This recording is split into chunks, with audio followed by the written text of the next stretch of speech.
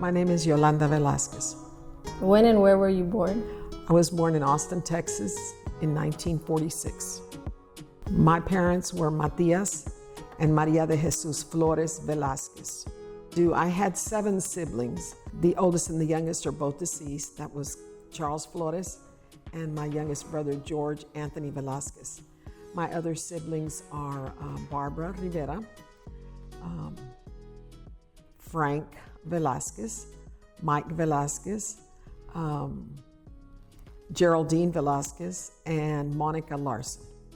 I'm sorry, Geraldine's last name is Stewart. My grandparents were Teodora Flores and Albino Flores. My paternal grandparents were Gilberto Velasquez and Porfiria Martinez Velasquez. Who are your aunts, uncles, and cousins, and what are their names? You're asking a really big question because I have a lot of cousins, and I have a lot of second cousins, and I have third and fourth cousins actually. I'd rather not give you all of them because I'm not sure of all of their last names anymore, but I will tell you that most of them reside in Austin. Do you have any children or grandchildren or nieces or nephews? I do have, I had 4 children and I have 1 granddaughter. I have various nieces and nephews. My family, my immediate family was from Austin. We were all born and raised here. We all lived in East Austin, 78702. I went to school at St. Mary's Cathedral, downtown in Austin. Then I went to St. Mary's Academy in close North Austin. And I went 3 years to the University of Texas here in Austin. I had a very stable, very pleasant childhood. I was sent to a good school, so I made a lot of good friends and still know many of them today. Then I went to high school in close North Austin on Red River Street and 41st Street at the old Perry Estate. It was called St. Mary's Academy. And I made a lot of friends there from different parts of Austin. Of course, mainly Catholic girls and a few girls from Mexico that boarded there at the school. It was interesting. It was a time to discover a lot of stuff because I didn't know folks from Mexico except my grandmother at the time. At the University of Texas was a total eye-opener for me because I'd never been in a class bigger than 24 girls at a time. St. Mary's was an all-girls school. So when I went to the University of Texas and went to one of those big old Canvas courses where there are 300 or 400 people, I was shocked. But it was interesting, and that was also a time of making a lot of friends, and that's actually where I met my husband, my first husband. The only grandparent I ever knew was my grandmother, Porfiria Velasquez. She had 5 sons. When she and my grandfather, Gilberto Velasquez, moved to Austin, it was sometime after 1910 when my Uncle Roy was born, because he was born here in Austin. I always considered them to be very adventurous people because they came to a place where they knew so few people. They did not speak English, but they were interested in having a better life for themselves and for their children. And my grandmother was a true warrior because after my grandfather died, she was here by herself with 5 sons. And that is a hard job, let me tell you, because I have 3 sons and a daughter, and that is a lot of work. But can you imagine not being able to speak English? She, through it all, negotiated buying homes for them, raising them here in Austin, and they even started a business, so they're a very interesting group. I grew up on East 2nd Street in Austin when actually the street ended right there. 2nd Street ended right at Linden, and across Linden was nothing but a huge field where the circus would come to town. So that was a very interesting place to watch the elephants and the other animals be caravanned over from the railroad tracks on 5th Street to Linden Street and on 2nd Street where they put up the tents. We used to watch them put up the tents, and my brother Charles, who was always a businessman, went in and would help them sell popcorn or help them put up the tents or he just enjoyed being around that atmosphere, and so we always have good memories of the circus coming to town. But it was a quiet place because it was at the end of the street, and we were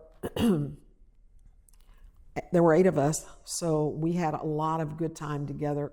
We had a big front yard, and we had a little tiny house, but we all enjoyed being together. We ate all our meals together. We prayed together. We went to church together, and we basically all went to the same schools. We initially, the children in my family were not involved in the neighborhood that much because we went to school downtown. We all went to St. Mary's Cathedral. Later on, my younger brothers went to public schools, to Austin High. My younger sister, Geraldine, went to Travis, and my youngest brother, George, went to Johnson High School. He was one of the first students in one of the first classes out there. He was very involved in the neighborhood.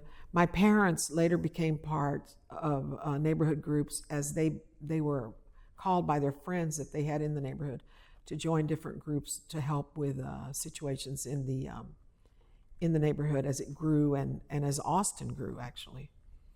Well, my grandmother, Velasquez, moved my dad and his brothers, and I think that my grandfather was even here for a while, to Austin, because my grandfather and my Uncle Roy, who were the oldest, were going to work in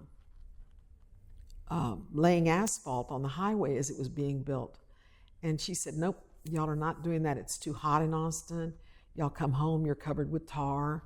It's hard to wash your clothes. So let's go to Austin and see what jobs there are there. So they came to Austin, and in about 1932, I believe, my grandfather died here in Austin and was buried here in the cemetery in the annex. My grandmother and my uncle began a company called Roy's Taxi, which for many years was one of the only cab companies that would take folks of any color and any ilk wherever they wanted to go as long as they paid them.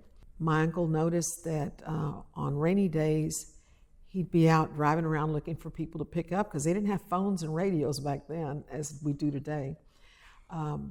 So he stopped and saw a bunch of women waiting at a bus stop, and it was pouring rain, and he said, what are y'all doing? Well, we're waiting for the bus because we work as maids in West Austin, and we can't get a car to take us, a cab to take us.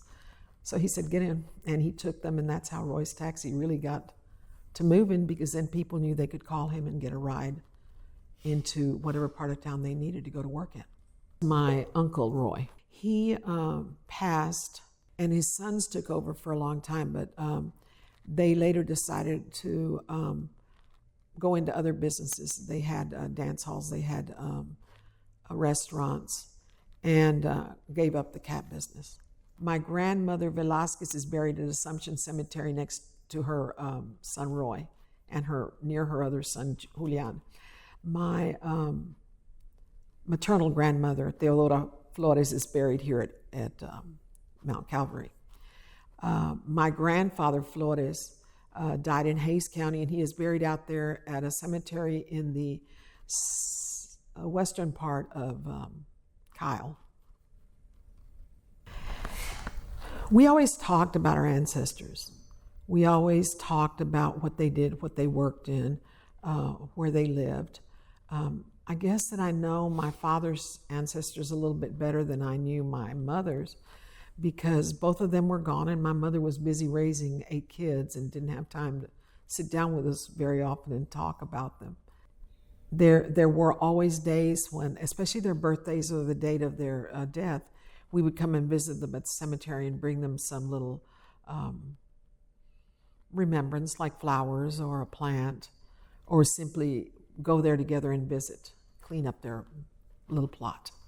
We would pass through here because, like I said, my dad was a cab driver.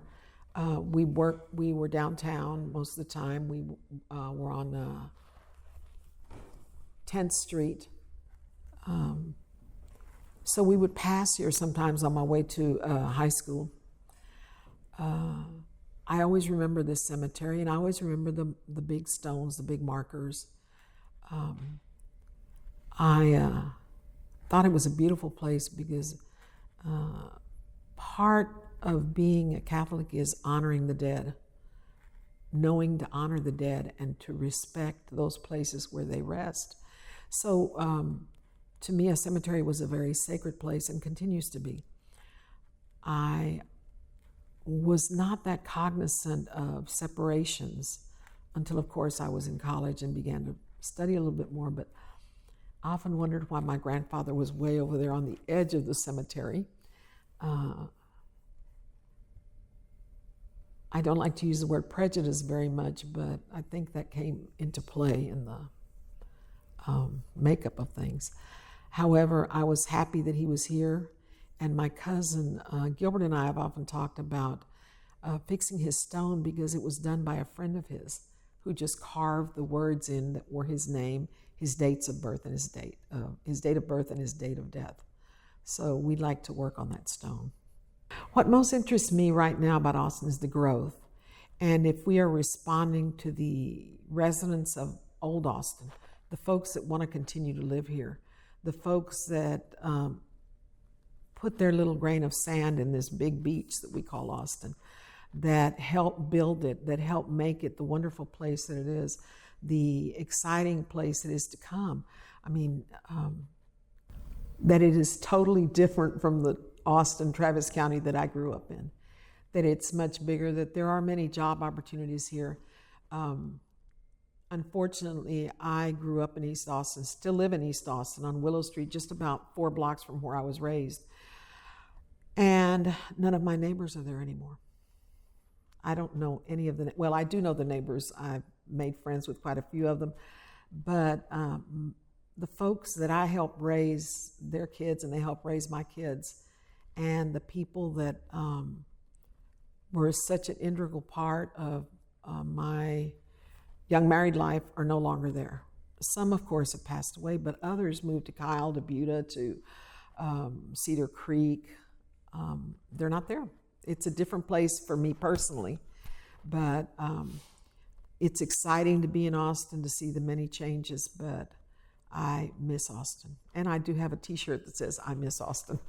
My family was always at St. Mary's Cathedral. My father was in the choir there. My mother was in the, I forget, some group that is called the Legion of Mary, the Legion of Mary.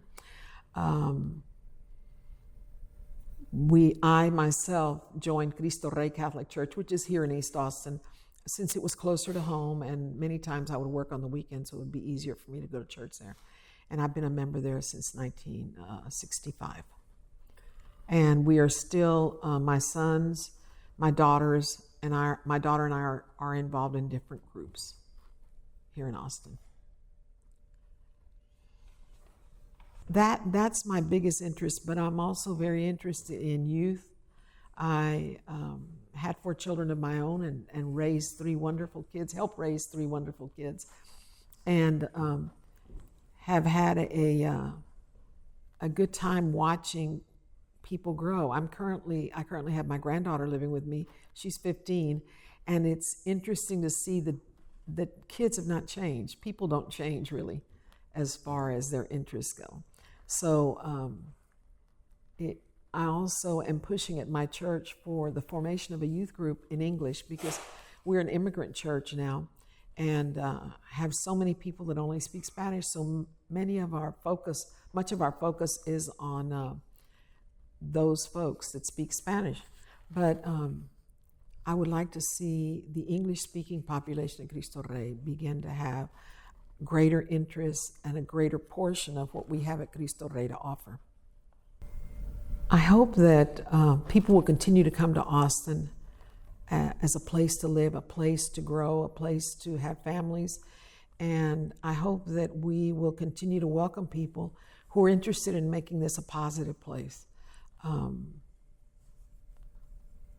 There are so many wonderful people that could fill Austin up with just a great way of life.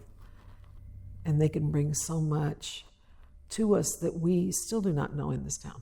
When I was first out of high school, I worked as a cashier at Safeway, which is no longer around in Texas, I don't think. The one on Cesar Chavez? No, right here on 6th and Comal, right down from the State Cemetery. Then I worked as a daycare center director in the federal daycare program. I might add that I've always been a union person because my dad, Diaz, was a cab driver. He was a carpenter, he was a cab driver, a musician. And he always said, Yolanda, when you go to work at a place where you can have a union because they look out for the worker. I went, all right, Dad. So I listened to that. So at 18, I was already a union member. Then I worked as a legal secretary for a while. And finally, one day, a guy named Gonzalo Barrientos called me up and said, Yolanda, do you need a job? I heard you don't have a job right now. I said, yes, I need a job. I had 4 mouths at home to feed, besides myself. And so he said, I can offer you X amount of dollars. I went, I'm sorry, Senator, I can't do it because I'm making a little bit more than that a month. I said, and I'm barely making it on that. So he said, okay. He said, call me back on Tuesday. Let's see what we can get you as soon as we figure out budgets and stuff. So I called him back on Tuesday and talked to Bruce Hupp, who was the office manager and Gonzalo's right-hand man, and I had a job. So I went to work for Gonzalo for a number of years. And then I liked the state, I liked the benefits, I liked the work, I liked the interesting place where I was. And when he decided not to run again, and Kirk Watson, who some of y'all may know, decided to run for office and was elected, I went to work for Senator Watson. And that's where I retired from the state. There were many times when I was a young woman and a young mother that, and I'm a person that prays a lot, that I would often thank God for placing me in Austin, Texas at the time he did, because it was a peaceful place, it was an entertaining place, it was a place of knowledge. There was so much going on here. We have a beautiful history as Texans and as Americans, but mainly I think I would like to say that I hope that they continue to have families to help those families grow in traditional ways and in non-traditional ways too, because I see a lot of differences that have come in that are so important to be recognized and to be accepted. My favorite places in Austin to eat were Sid's. I don't know if any of y'all ever knew Sid's on Lamar Street. That was one of the best places to eat some good food. I also like to go to the Nighthawk. And there are certain places in East Austin that I wouldn't trade for any place in the world. One was a Chow Now, which was on 6th and Onion Street, right across from where the last resurrection of Nuevo Leon was. It was in the front, in the parking lot, and some friends of my parents owned that place. And they served hamburgers and other greasy foods, and we used to love to go to eat there. And of course, Joe's Bakery, who are good friends. I used to know Joe when we were both young. And I love the Dan's places. And I know this all sounds like greasy food, and I am a greasy food advocate, I'll tell you that. But there were just so many great places in Austin back in the day. Oh, the Piccadilly Cafeteria downtown served wonderful food and some very healthy food at times.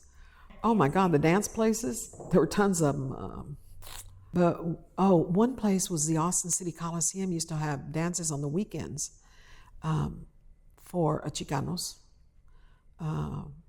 Little Joe played there, Ram Herrera, tons of the bands that were popular back when I was a young woman. I didn't go to the Coliseum very often, but there were also nightclubs. And as an older woman, when I was divorced, I would go to places that had conjunto music from Mexico, which I love.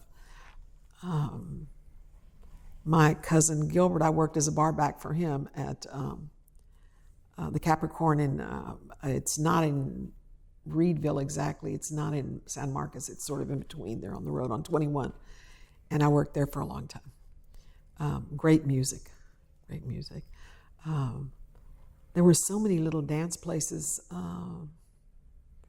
that were around back then that are no longer here. I don't even know where people go to dance anymore. My dad was a musician. And he had a little band here. They played big band music, although many people would say, he didn't play polkas and conjunto music. No, my dad loved big bands. And so that's the type of music he played. And that's what makes Austin such a wonderful, glorious place to be. The mixture, the mixing, the people getting together from all different sorts of backgrounds with all different types of interests. Well, I'm sure many of you are familiar with Little Joe and the Latinaires. My dad was the original Latinaire in that his band was called Matt Velasquez and the Latinaires.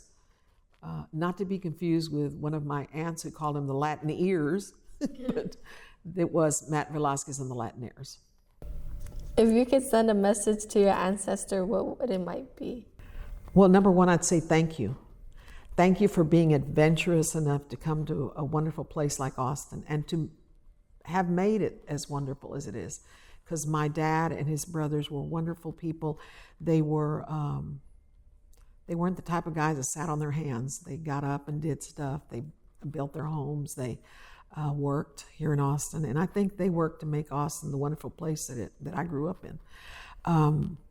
They were adventuresome people. Very few fears. Probably they feared my grandmother more than anybody because she was quite a disciplinarian. But I would tell them thank you.